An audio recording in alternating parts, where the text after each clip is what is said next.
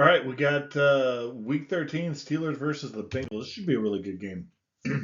So Vegas has, let's see here, Cincinnati favored by 3. I'm going to take Pittsburgh on this one. So let's run through the numbers here real quick.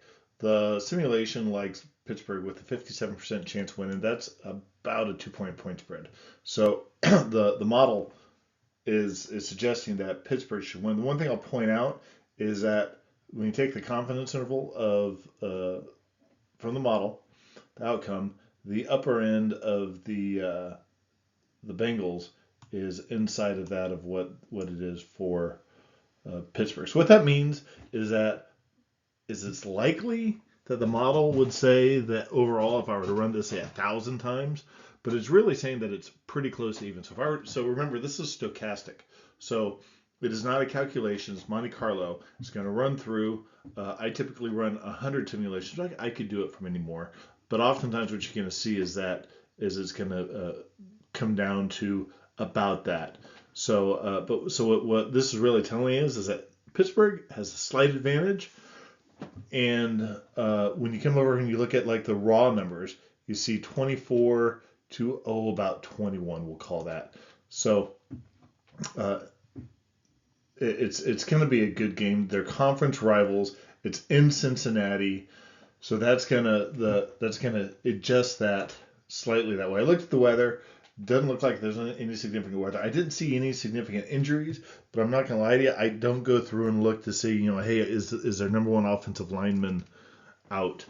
Things like that. That you really have to know a team for something like that. One thing I'll point out is that overall the model has been pretty good about predicting both of these teams. Actually, when you look at the over under the 0.4 points against, I think Pittsburgh overall is the record says that they're better. The thing is that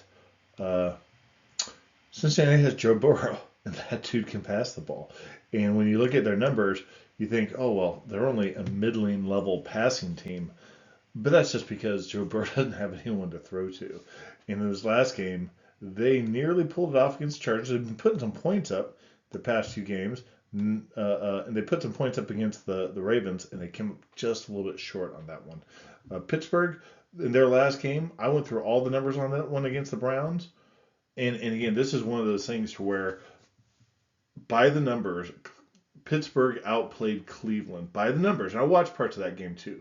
By the numbers, Pittsburgh outplayed Cleveland in every single element of that game. But when I watched the game, Cleveland had so much more energy and were making plays when they needed to make the plays. That's the type of thing that's really hard to model and simulate, the heart. And that's where in that last game, I just don't think Pittsburgh had that heart, and Cleveland really wanted to win it. Of course, the bigger question is when I watch Cincinnati play this year, they just don't seem to have the athletes other than Joe Burrow to do it. Let's take a look and see what the simulation numbers are telling us here. So, oftentimes you're going to see that that balanced run and pass game, which what we see here with Pittsburgh, is going to really be a big advantage. Just gives them so many opportunities to do that. And these numbers are predicated on how they've been playing, what that balance has been, what they've been able to do. And then what I see over here with Cincinnati is they've got a star quarterback. They're missing out on a running game.